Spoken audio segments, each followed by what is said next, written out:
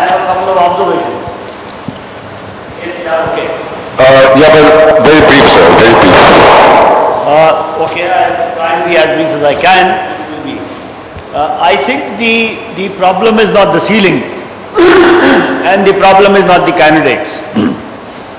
If I may say so, a candidate today pays to get the ticket of a party. So the political parties choose whom I can vote for. Once a person happens to be elected, there is a whip which ensures whom should that elected person vote for. So we have been trying to study and work in this area for quite a while, and having looked at candidates for the last 10 years, we have come to the conclusion the real players are political parties. Unless there is something to do with the political parties, essentially to ensure or to force, if I may say so, internal democracy in political parties and financial transparency in political parties, nothing is going to work. Mr. Nikhil Kumar mentioned about RTI and political parties transparency. We, ADR, filed a RTI application to get copies of income tax returns of political parties. It was fought tooth and nail by all political parties except the two mentioned by Mr. Krishnamurthy. Change of name. Sorry.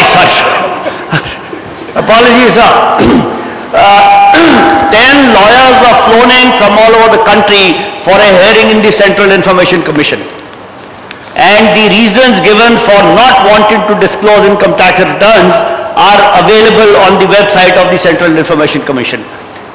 So, that is one. The other is, you can have ceiling on candidates, but then there is explanation 1 to section 77 of the Representation of People Act, which the Supreme Court struck down as far back as 1975.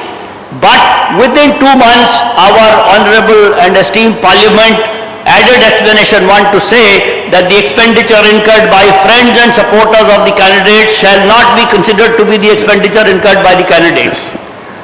We can make laws, they will not work unless our powers that be, and I'm sorry, I don't mean to be impolite. So I think we'll have to finish there. A lot of questions to be asked. Yeah, thank you. Please identify yourself. I'm Puneet Dalmia. Sir, we've always been debating this law creation and law enforcement. I have a question that if you find that a political party is not limiting to the expenses that have been prescribed, can you only disqualify the candidate or can you disqualify the party itself? I'm taking an analogy from the corporate world. If there's a check that bounces in a company, the directors are held liable and not the person who made the check bounce. Or if there is a problem in the enforcement of the Factories Act, there's an accident in the factory, the occupier and the directors are liable. So can you disqualify the party or is it just the candidate who you can disqualify? Expenditure has to be filed by the candidate. So you can't disqualify the party. You disqualify only the candidate. Ma'am. Yeah. We must realize, as Mr. Kumar just pointed out, that there is legitimate expenditure for campaigning. People at the grassroots do expect their representatives to approach them, to access them, to explain things to them. We'll be weakening democracy if we deny this to them. And so a certain amount of expenditure is required. Second, enforcing this law is very difficult. As someone who works in a cadre like Uttar Pradesh, it's very difficult. It's very difficult because there are many players and because it's very difficult. And third, detecting this violation, as you pointed out, even the collectors after the election is over find it very difficult to get it from the candidate that has won the election. Now, I come back to the basic point. Why do we need a ceiling? Why at all do we need a ceiling? Something that we cannot enforce, something that we keep talking about, I think, for last so many years. Now, I think one simple answer that one would tend to give is that so that votes cannot be bought. Now, I think that people in this country are far smarter than what they believe to be. Today, votes cannot be bought. I'm making a very bold statement.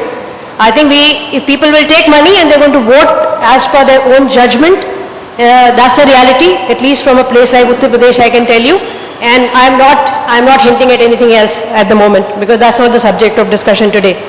Now, but the pretext is that if we do not put the ceiling, if we do not go on talking about... Ma'am, if I may interrupt, I think it's better if all of us ask questions of a very fine panel and our observations... I'm coming to right? that. My question is in the end, but I'm sorry I have to give... No, because we all have to be I'll be finished. short, yeah. The pretext is to strengthen the belief that politics is a very good money-making business, which it is.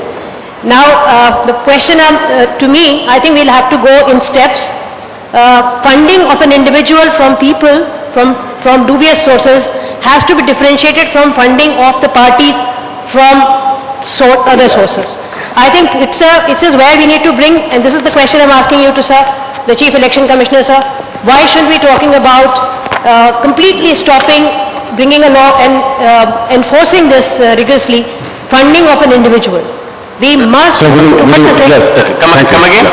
Funding of an individual, sir. The real dirty politics starts when the individuals start taking money from individuals, and that is where the money starts playing the role that it does in our public life.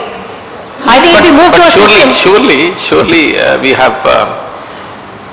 have some idea of what numbers we are talking about. I talked about 5 states in which the number of candidates was 10,000. Is it going to be humanly possible? Unless we have a huge setup, another 10,000 fellows look after the expenditure of 10,000. So that is where I'm making the point. I think this is where we need a national consensus, at least amongst the national parties and the main regional parties.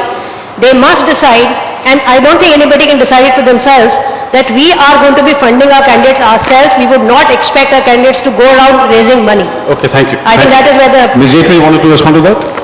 As one person, one candidate standing for the whole country and to represent the whole country. Here we have hundreds of candidates.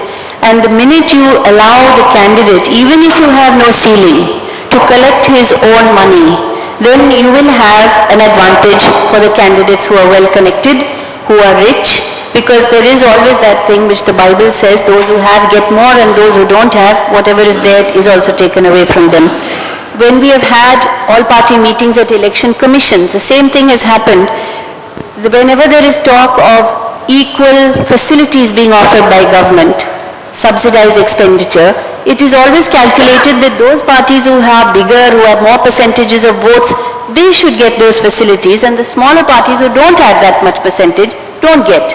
I think there is some unfairness in this practice, and therefore it is much better if the parties were held accountable for the funds, and the parties decide if there is a poor candidate who is good, let the party give as much money as it likes to that candidate, and if a candidate is well heeled, let him manage with less, if he can collect that much. But there has to be some democratization of the funding process.